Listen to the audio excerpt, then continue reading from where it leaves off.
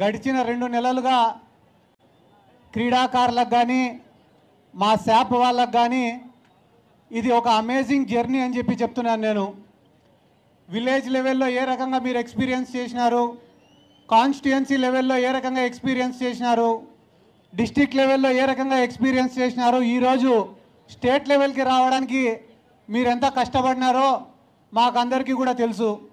కానీ hard work చేసిన తర్వాత వచ్చే సక్సెస్కి ఉండేంత సాటిస్ఫాక్షన్ వేరే దేనికి కూడా ఉండదు. మేము కూడా చిన్న ఏజ్లో పాలిటిక్స్లోకి వచ్చినాం. పాలిటిక్స్లోకి వచ్చిన రోజున ప్రతి ఒక్కరు కూడా వీడు పిల్లోడితోటి ఏమవుతుందిరా అని అన్నవాళ్ళే, ఏం చేయగలుగుతారు, ఏం సాధించగలరా అని అన్నవాళ్ళే ప్రతి ఒక్కరు కూడా. కానీ ఆ మాటలకు మేము ఎప్పుడు కూడా కృంగిపోలేదు. గడిచిన 10 సంవత్సరాలుగా ఇదే పాలిటిక్స్లోనే ఉన్నాం. చాలా కష్టపడినాం, ఎన్నో పోరాటాలు చేసినాం, ఉద్యమాలు చేసినాం, ర్యాలీలు చేసినాం, ధర్నాలు చేసినాం, ప్రజల తరపున పోరాడినాం, ప్రజల కష్టాలపైన పోరాడినాం. ఆఫ్టర్ 10 years ఆఫ్ స్ట్రగుల్ ఈరోజు నేను కూడా ఒక శాప్ చైర్మన్ అయినా. అంటే హార్డ్ వర్క్ చేసిన తర్వాత వచ్చిన సక్సెస్కి సాటిస్ఫాక్షన్ చాలా ఎక్కువగా ఉంటుంది. అదే రకంగా మీరు కూడా విలేజ్ లెవెల్లో స్టార్ట్ చేసినారు, మండల్ లెవెల్లో ఆడినారు, కాన్స్టిట్యుయెన్సీ లెవెల్లో ఆడినారు, డిస్ట్రిక్ట్ లెవెల్లో ఆడినారు, ఈరోజు ఫైనల్గా స్టేట్ లెవెల్కి వచ్చినారు. కాబట్టి ఇక్కడ కూడా ఒక మంచి ప్రదర్శనను కనబరచాలా. మీరు కానీ బాగా పర్ఫామ్ చేస్తే మీ భవిష్యత్తుకు మాది పూచి అని చెప్పి వైఎస్ జగన్మోహన్ రెడ్డి గారు కూడా ఈరోజు ఆడదాం ఆంధ్ర అని చెప్పి ఇంత గొప్ప ఈవెంట్ని ఆర్గనైజ్ చేయడం జరిగింది. ఎందుకు నేను మీకు ఈ మాట చెప్తున్నానంటే, ఈ జర్నీలో మీరు ఎంతోమంది స్నేహితులను కూడా ఏర్పాటు చేసుకుని ఉంటారు. ఈ జర్నీలో ప్రతిరోజు కూడా మ్యాచ్ ఆడేటప్పుడు కొట్లాడింటారు, తిట్టుకుని ఉంటారు. అన్నీ అయిపోయిన తర్వాత రూమ్కు పోయి గెలిచినాం కదా, ఏమేమి ఆడినాం, ఏ రకంగా ఆడినామని చెప్పి మీలో మీరే చర్చించుకుని ఉంటారు, టీమ్ మీటింగ్స్ పెట్టుకుని ఉంటారు. కోచెస్ ఎవరైతే ఉంటారో వాళ్ళు చెప్పిన మాటలు వినింటారు.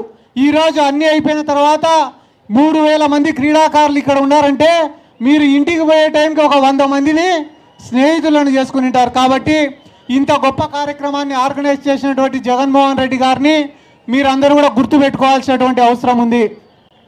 రానున్న రోజులలో ఎవరైతే కానీ టాప్ మోస్ట్ ప్లేయర్స్ ఉంటారో వాళ్ళందరికీ కూడా అకాడమీస్ ద్వారా ట్రైనింగ్ ఇవ్వడం జరుగుతుంది. ఎవరైతే వాలీబాల్లో బాగా రాణిస్తారో వాళ్ళకి ప్రైమ్ వాలీబాల్ తరఫున అకాడమీస్లో మీకు ట్రైనింగ్ ఇవ్వడం జరుగుతుంది. క్రికెట్లో ఎవరైతే బాగా రాణిస్తారో వాళ్ళకందరికీ ఆంధ్రప్రదేశ్ క్రికెట్ అసోసియేషన్ తరఫున ట్రైనింగ్ ఇవ్వడం జరుగుతుంది. ఎవరైతే కబడ్డీలో బాగా ఆడతారో, సరే నువ్వు కర్నూలులే బక్కుతో, ఎవరైతే కబడ్డీలో బాగా ఆడతారో వాళ్ళకి ప్రో కబడ్డీ లీగ్ ద్వారా ట్రైనింగ్ ఇవ్వడం జరుగుతుంది.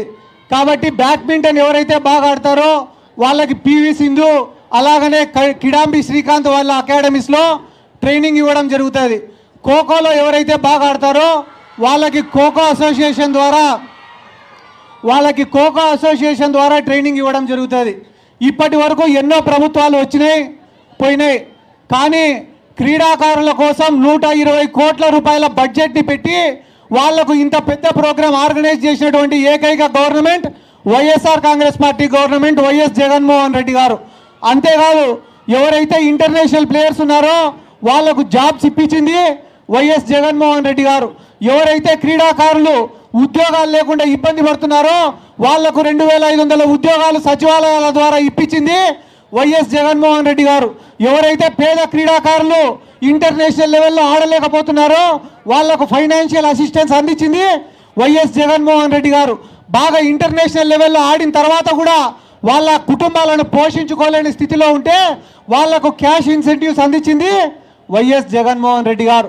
ఈరోజు రాష్ట్రంలో పేదవాళ్లను, మహిళలను, విద్యార్థులను ఎవరికైతే వైద్యం అందలేదో వాళ్ళకు వైద్యం అందించడంలో కానీ ఎట్లయితే విప్లవాత్మక మార్పులు తీసుకొని వచ్చినారో అదే రకంగా క్రీడాకారులను కూడా ప్రోత్సహించాలనే ఒక ఉద్దేశంతో ఈరోజు ఆడుదాం ఆంధ్ర అనే ప్రోగ్రామ్ని ఆర్గనైజ్ చేసింది కూడా వైఎస్ జగన్మోహన్ రెడ్డి గారు.